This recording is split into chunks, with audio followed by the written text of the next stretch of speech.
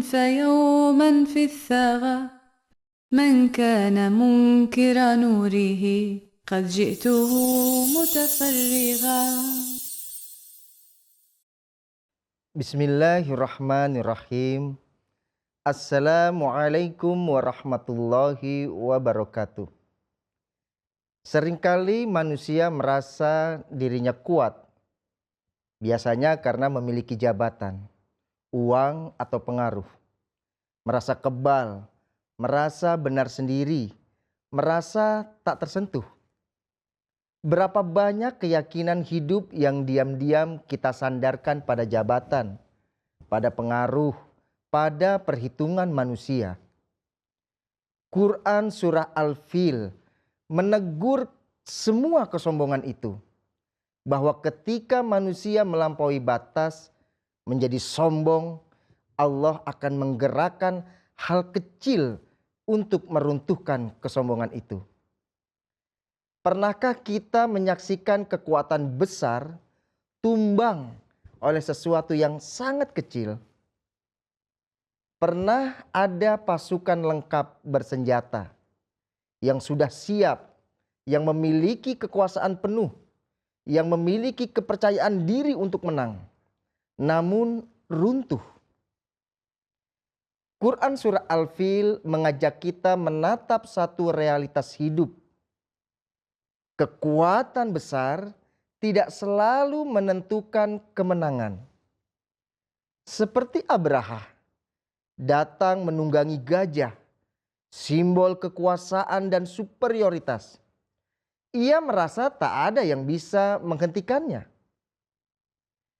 Manusia bisa merasa yakin telah menguasai segalanya, namun lupa bahwa kendali bukan berada di tangan genggaman kekuasaan, melainkan di tangan Allah yang mengatur sebab-sebab yang tidak terlihat. Maka pertanyaannya untuk kita hari ini, bukan seberapa kuat kita, tetapi di pihak siapa kita telah berdiri. Karena dalam sejarah hidup, yang kecil tapi bersama Allah lebih kuat daripada yang besar tetapi melawan Allah. Pemirsa MTA yang dirahmati Allah, alhamdulillah Ramadan tengah kita jalani. Selamat datang di program Gemar Ramadan. Bersama saya, Anom Tulus Manembah. Pada kesempatan kali ini kita akan membahas tentang sesuatu yang sangat relate dengan kehidupan kita. Tentang perjuangan batin kita. Tentang jiwa kita yang setiap hari diuji antara bersikap sombong atau rendah hati. Ketika manusia merasa paling kuat, merasa paling benar, dan merasa paling berkuasa, surah Al-Fil hadir untuk bertanya, benarkah kekuatan itu milikmu? Hari ini kita akan merenungkan satu surah Al-Fil, surah pendek namun sangat dalam, menyimpan pelajaran yang besar tentang kekuasaan, keruntuhan dari kesombongan, dan bagaimana pertolongan Allah datang pada kebenaran. Mari kita mulai bersama surah Al-Fil. Bismillahirrahmanirrahim. Alam tara kaifa fa'ala rabbuka bi ashabil fil? ألم يجعل كيدهم في تضليل وأرسل عليهم طيرا أبابيل ترميهم بحجارة من سجيل فجعلهم كعصف مأكول. Dengan nama Allah yang Maha Pemurah lagi Maha Penyayang. Apakah engkau tidak memperhatikan bagaimana Tuhan engkau memperlakukan terhadap para pemilik gajah? Apakah Dia tidak menjadikan rencana mereka dalam kegagalan? Dan Dia mengirimkan atas mereka sekawanan burung yang memakan bangkai-bangkai mereka, sambil memukul-mukul bangkai mereka di atas batu-batu dari tanah yang keras. Maka Dia menjadikan mereka seperti racikan jerami yang dimakan. Surah yang baru saja kita dengar bernama Al-Fil, yang berarti gajah. Surah ini mengacu pada sebuah peristiwa sejarah besar yang terjadi pada tahun kelahiran Nabi Muhammad SAW. Tahun yang dikenal dalam sejarah Arab sebagai Amul Fil, yaitu tahun gajah. Peristiwa ini terjadi ketika Allah secara langsung melindungi Ka'bah dari serangan pasukan besar yang datang dari Yaman, yang menunggangi gajah-gajah perang dengan tujuan menghancurkan pusat spiritual bangsa Arab. Bagi masyarakat Mekah, peristiwa ini bukan kisah mitologis, melainkan kenangan nyata yang masih hidup dalam ingatan kolektif mereka. Karena itulah surah Al-Fil hadir bukan sekedar sebagai cerita masa lalu bagi mereka, melainkan peringatan yang keras bagi siapapun yang merasa dirinya berkuasa. Al-Quran menggambarkan bagaimana pasukan besar dengan teknologi kekuatan militer justru dihancurkan oleh sesuatu yang kecil. Mereka dibuat menjadi hijaratin min sijil. Pesan surah Al-Fil sangat tegas. Tidak ada kekuatan di bumi ini yang mampu menandingi kekuasaan Tuhan. Surah ini diturunkan pada periode awal kenabian di Mekah. Namun, ia merujuk pada peristiwa yang terjadi sekitar tahun 570 Masehi, tepat di masa kelahiran Rasulullah SAW. Gajah yang disebutkan dalam surah ini bukanlah hewan yang lazim di Jazirah Arab. Ia didatangkan dari Afrika, dari pasukan Yaman yang berada di bawah pengaruh kerajaan Habasyah atau Abisinia. Dalam konteks itu, gajah menjadi simbol kekuatan imperium asing, simbol superioritas militer dan politik yang hendak menundukkan bangsa Arab. Pemimpin ekspedisi ini adalah Abrahah al-Ashram, penguasa Yaman dan wakil Raja Negus. Ambisinya bukan hanya soal militer, melainkan juga strategis dan persoalan ideologis. Menurut penjelasan para mufassir, Abraha tidak melihat Ka'bah sekedar sebagai tempat ibadah, tetapi sebagai simbol kebangkitan kesadaran dan identitas bangsa Arab. Di tengah penantian panjang masyarakat Arab akan lahirnya seorang nabi besar dari kalangan mereka sendiri, Ka'bah menjadi pusat harapan dan juga persatuan dari kerohanian. Maka penghancuran Ka'bah bukan sekedar serangan fisik, melainkan juga untuk memadamkan cahaya kebangkitan peradaban yang akan segera lahir melalui wujud suci Rasulullah SAW.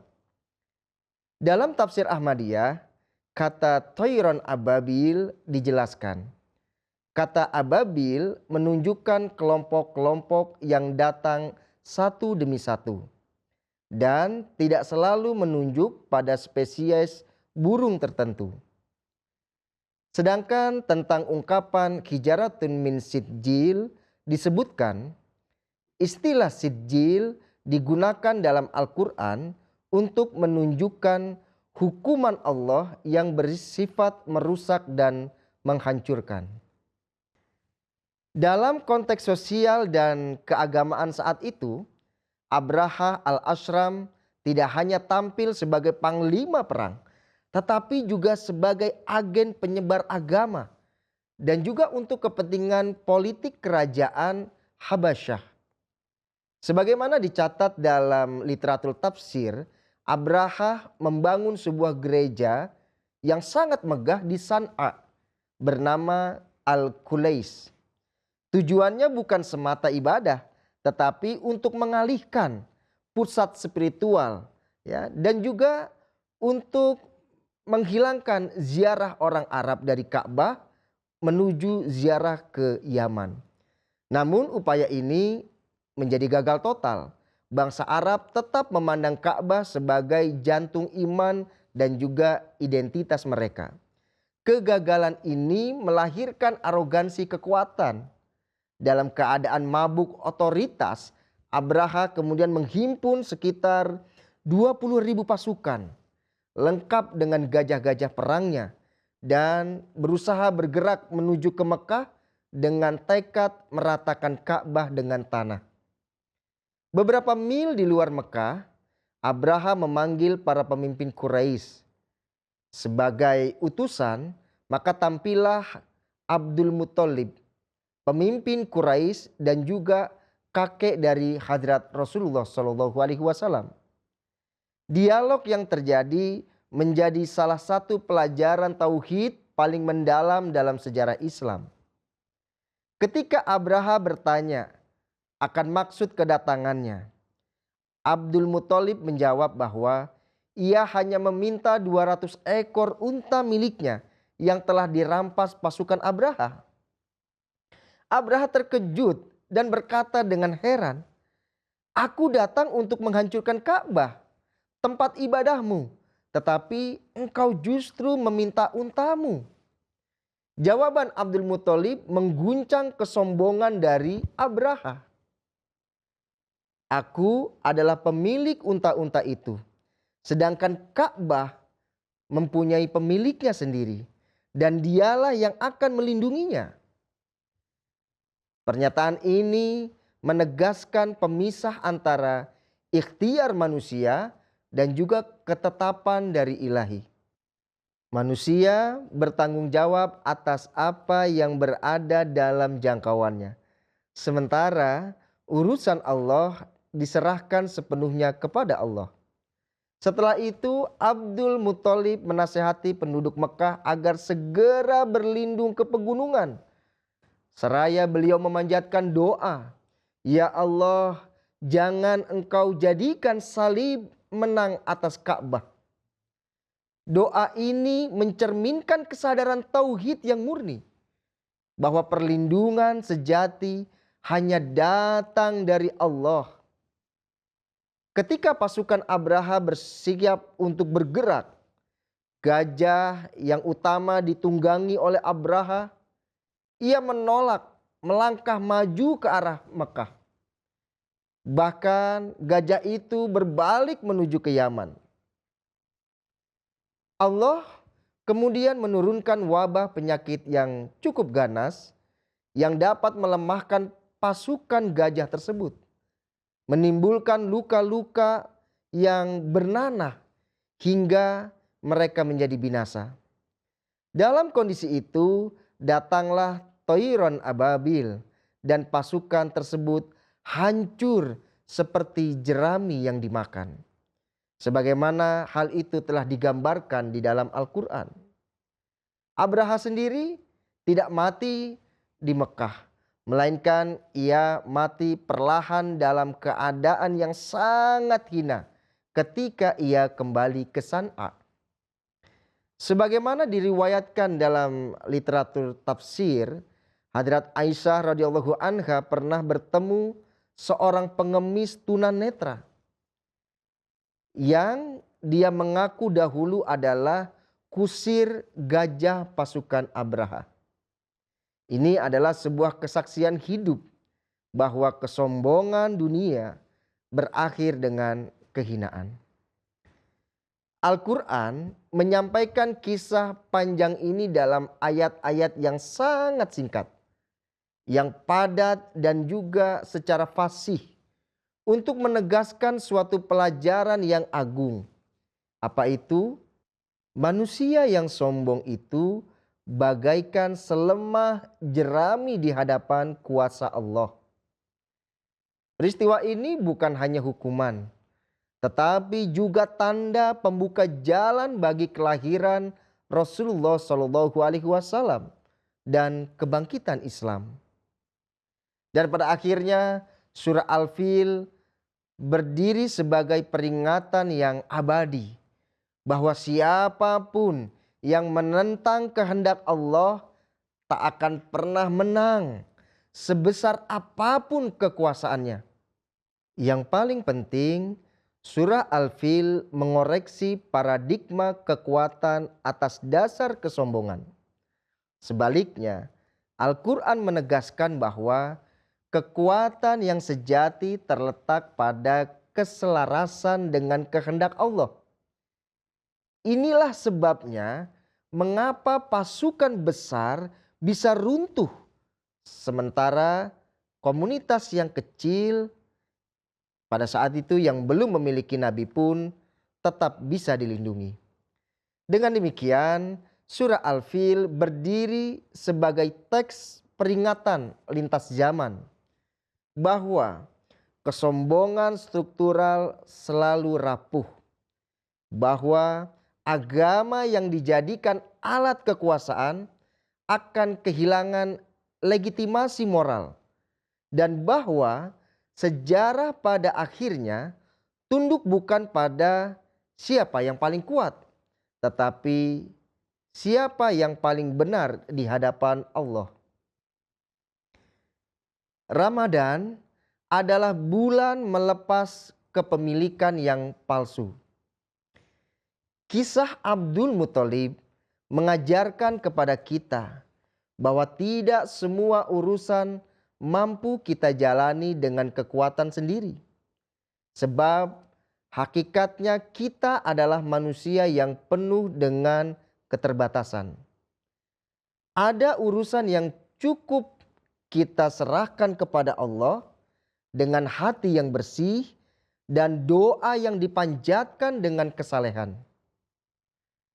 Di bulan puasa, bulan terbaik bagi umat Islam, apakah kita terlalu percaya pada kekuatan diri sendiri, pada jabatan yang kita miliki, atau pada pengaruh yang kita punya, sehingga itu semua melahirkan kesombongan?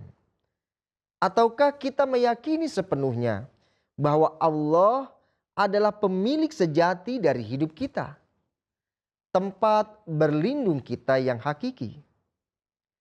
Mudah-mudahan Ramadan mengajarkan kita untuk kembali kepada Allah.